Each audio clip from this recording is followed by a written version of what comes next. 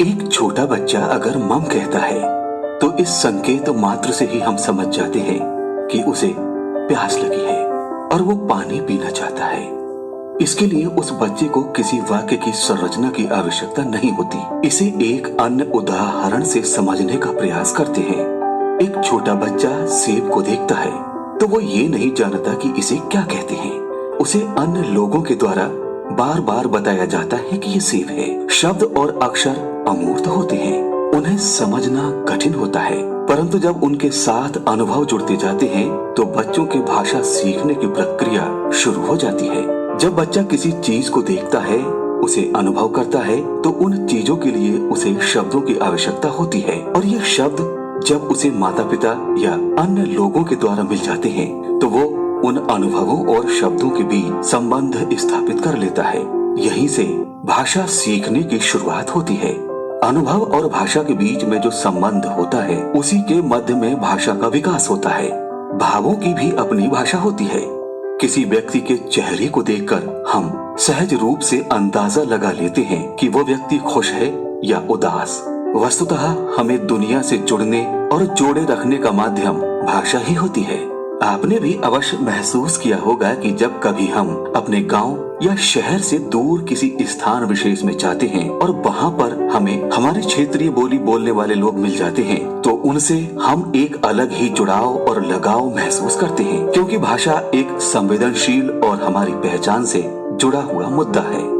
आइए अब इस बिंदु पर विचार करें कि भाषा हमारे लिए क्यों महत्वपूर्ण है।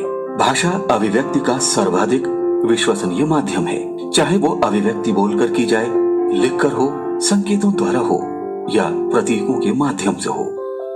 यह हमारे समाज के निर्माण, विकास, सामाजिक तथा सांस्कृतिक पहचान से संबंधित है। भाषा सभी प्रकार के ज्ञान को सृजित करती है। भाषा के द्वारा ही हम सृजित ज्ञान को सहेज पाते हैं। भाषा के माध्यम से ही हम अपनी संस्कृति को अगली पीढ़ी को आसानी से सौंप पाते हैं। भाषा शिक्षण के महत्व के संदर्भ में व्यापक रूप से ये समझा जा सकता है कि अगर बच्चों का भाषाई विकास सही ढंग से हुआ है तो वे सभी विषयों में अच्छा प्रदर्शन कर पाते हैं। नई राष्ट्रीय शिक्षा नीति में बुनियादी शिक्षा को गुणवत्तापूर्ण बनाने के उद्देश्य से बच्चों में भाषाई दक्षता के विकास को एक राष्ट्रव्यापी अभियान के रूप में देखा जा रहा है। जैसा कि अनुसंधान भी इस बात की पुष्टि करते हैं कि 2 से 8 वर्ष के बीच बच्चों के सीखने की गति बहुत तेज होती है। इसलिए बुनियादी स्तर पर ही बच्चों में भाषा की समझ और कौशल के विकास पर सुनियोजित तरीके से कार्य करना प्रभावी होगा। अगर हम भाषा शिक्षण के लिए स्कूल में कोई कार्यक्रम शुरू करते हैं तो ये बहुत जरूरी हो जाता है कि हम बच्चों के सहज भाषाई क्षमता को पहचानें। जब बच्चे स्कूल आते हैं तो उनमें अपनी भाषा में संवाद करने की पूरी क्षमता विकसित होती है। वे केवल अनेक शब्दों के साथ स्कूल नहीं आते, बल्कि भाषा की जटिल और समृद्ध वाक्य संरचनाओं के नियम जैसे ध्वनि, शब्द, वाक्य और संवाद के स्तर पर भी उनका पूरा नियंत्रण होता है। एक बच्चा न केवल सही सही समझना और बोलना जानता है, बल्कि वो अपनी भाषाओं का उचित प्रयोग भी करता है। बच्चों को यदि समृद्ध और रुचिकर मौके दिए जाएं, तो बच्चे धीरे धीरे भाषा के मानक रूप को ग्रहण कर लेते हैं। हमें घरेलू भाषा और मानक भाषा के बीच समन्वय स्थापित करने का प्रयास बच्चों को स्वयं करने देना चाहिए, लेकिन इस पूरी प्रक्रिया के दौरान बच्चों की घरेलू भाषा के प्रति सम्मान का भाव बना रहना चाहिए। प्रारंभिक स्तर पर बच्चे भाषा की गूढ़ संरचनाओं, व्याकरण, अलंकार, रस इत्यादि से परिचित नहीं होते हैं, पर कहीं न कहीं बातचीत में वे भाषा के विभिन्न कौशलों का प्रयोग अवश्य करते हैं। इसको हम इस तरह से समझते हैं, जब वे कहते हैं कि मेरा घर इनके घर से अधिक दूर है तो वे तुलना करते हैं। जब वे कहते हैं कि आज घर से निकलने लायक मौसम नहीं है तो वे निर्णय लेने के कौशल तक पहुंच चुके होते हैं। इससे स्पष्ट होता है कि भाषा कौशल प्रधान विषय है, जो हमें हमारे आसपास की दुनिया से लेकर बाहरी जीवन तक को समझने और अपने निर्णय लेने में मदद करती है। बच्चे सामान्य सामाजिक व्यवहारों से बुनियादी भाषा क्षमता का विकास कर लेते हैं, पर विद्यालय में उनको विशेष रूप से तैयार की गई सामग्री और मौके अलग से दिए जाने की आवश्यकता है, जिससे कि भाषा संबंधी उनकी वृद्धि और विकास पर्याप्त ढंग से हो सके। भाषा विकास के लिए जरूरी है बच्चों को विभिन्न परिस्थितियों में स्वयं को अभिव्यक्त करने का अवसर देना। इसमें बातचीत सर्वाधिक महत्वपूर्ण भूमिका निभाती है। चाहे वो बच्चों के शिक्षक से बातचीत हो या बच्चों को छोटे छोटे समूहों उप समूहों में बांटकर या जोड़ी बनाकर बातचीत करने के मौके दिए जाना। यहाँ ये ध्यान देने की विशेष आवश्यकता है कि कक्षा में बच्चों से ऐसे प्रश्न पूछे जाएं और बातचीत के लिए ऐसे मुद्दे दिए जाएं जिनका उत्तर देने के लिए उन्हें चिंतन करना पड़े। जैसे जब आप मेले में जाते हैं तो वहाँ क्या क्या देखते हैं, अपने खेत की फसल खराब या अच्छी होने पर कैसा महसूस करते हैं, घर में किसी सदस्य के बीमार होने पर आप क्या करते हैं। इस प्रकार के प्रश्नों का उत्तर खोजने के लिए बच्चों के मन मस्तिष्क में एक खास प्रक्रिया होती है जिसे अनुभूति या चिंतन कहा जाता है। अनुभूति, चिंतन, विचार और अभिव्यक्ति का आपस में संबंध होता है। अभिव्यक्ति होने से पहले भाषा इन्हीं चरणों से होकर गुजरती है। हम अपने दैनिक जीवन में बहुत सारी चीजों को देखकर और सुनकर महसूस करते हैं और फिर इसे दूसरों से साझा करना चाहते हैं, जो भाषा सीखने का प्रमुख चरण है। बाल्यावस्था की कुछ नैसर्गिक क्रियाएं होती हैं जो प्रायः हम सभी बच्चों में देखते हैं, जैसे छोटे बच्चों का बुदबुदाना, जमीन पर आड़ी तिरछी रेखाएं खींचना, चित्रों या वस्तुओं को देखकर उनकी ओर आकर्षित होना। ये सभी क्रियाएं भाषा शिक्षण का आधार बनती हैं। बुनियादी स्तर पर ये क्रियाएं भाषा की दक्षताओं, सुनना, बोलना, पढ़ना और लिखना के लिए आधार भूमि तैयार करती हैं। भाषाई कौशलों का विकास भी इसी क्रम पर आधारित है। सुनना, बोलना, पढ़ना और लिखना। भाषा के लर्निंग आउटकम भी इन्हीं 4 मूलभूत दक्षताओं पर आधारित हैं। आइए भाषा सीखने सिखाने के क्रम को LSRW या सुबोपली के द्वारा स्पष्ट रूप से समझने का प्रयास करते हैं। पहला है L से लिसनिंग अर्थात सुनना।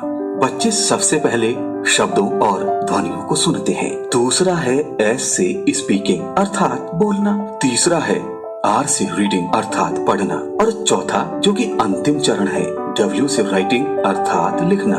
भाषा सीखने सिखाने के दृष्टिकोण से ये क्रम निर्धारित किया गया है, लेकिन ये जरूरी नहीं कि बच्चे सीखने के दौरान इसी क्रम का पालन करें, क्योंकि दक्षताएं या कौशल एक के बाद एक के निश्चित क्रम में नहीं बल्कि साथ साथ भी विकसित होते रहते हैं। जब बच्चा बहुत छोटा होता है और वो बोल नहीं पाता है तो घर के सदस्यों द्वारा उसमें खेल खेल में जो भी संवाद किए जाते हैं, जैसे बाबा, अम्मा, मम्मा, बुआ आदि, इन ध्वनियों को बार बार सुनते रहने से जब वो बोलने की शुरुआत करता है तो सामान्य रूप से इनमें से ही कुछ ध्वनियों का चयन करता है, अर्थात जिस ध्वनि को उसने अधिक बार सुना है वो उसे ही बोलने का प्रयास करता है।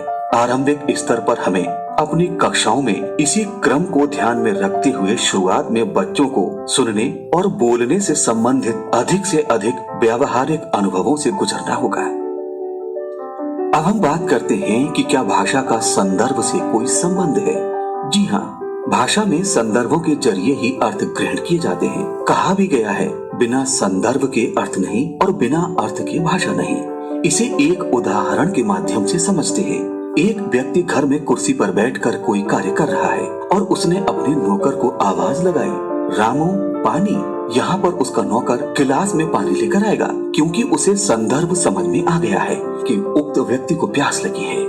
दूसरे दृश्य में स्नान घर के पास खड़ा है और नहाने जा रहा है। अब उसके पानी मांगने पर उसे बाल्टी में पानी मिलेगा। यहाँ एक ही शब्द पानी की 2 अलग अलग संदर्भ में बात की गई है। स्पष्ट है कि हमें प्राथमिक स्तर पर भाषा की कक्षा में इस प्रकार के विभिन्न संदर्भ रखने होंगे जो बच्चों में अनुमान लगाकर अर्थ ग्रहण करने के कौशल का विकास कर सकें।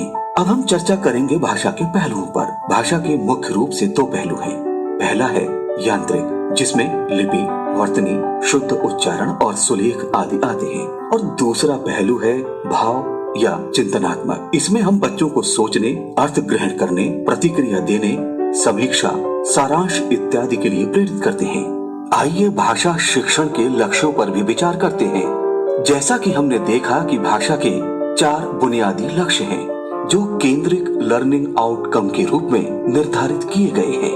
पहला, सुनने बोलने के संदर्भ में बच्चे मुखर हैं। वे सुनकर समझते हैं, अभिव्यक्ति के लिए मौखिक विधाओं का प्रयोग करते हैं और खुले प्रश्नों क्यों, कैसे, कब, कहाँ उत्तर देते हैं।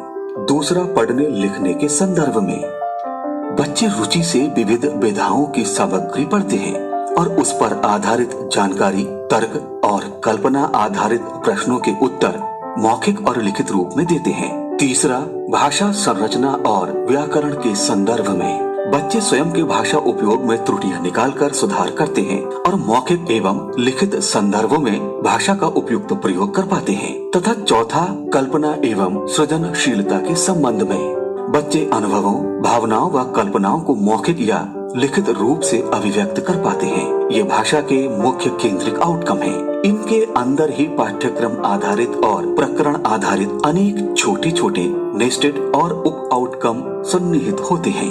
क्या आपने कभी सोचा है कि बच्चों का एक बड़ा हिस्सा प्रथम कक्षा में प्रवेश पाने के कुछ ही हफ्तों बाद अपने सहपाठियों से पिछड़ क्यों जाता है? इस समस्या को दूर करने के लिए और प्रारंभिक कक्षा के बच्चों में बुनियादी शिक्षा पर आधारित भाषा शिक्षण में कुछ विशेष गतिविधियों और रचनात्मकता को जोड़ने की आवश्यकता है। शिक्षण योजना बनाते समय हमें सभी बच्चों को शामिल करते हुए कुछ नवाचारी और रुचिकर गतिविधियों को शामिल करना होगा, जैसे किसी घटना का वर्णन, कहानी, नाटक, कविता, सवाल जवाब, खेल, संगीत, चित्र वाली किताबें देना आदि। इन गतिविधियों को अपनी शिक्षण योजना में शामिल करने से बच्चों के भाषा सीखने में हो रही परेशानियों को दूर किया जा सकता है।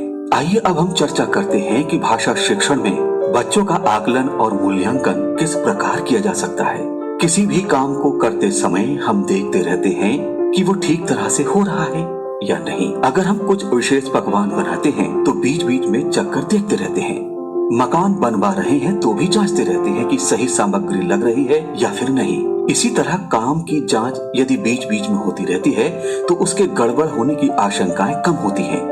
बीच बीच में जांचने या आंकने को ही आकलन कहते हैं और आकलन के आधार पर ही बच्चों का मूल्यांकन किया जाता है।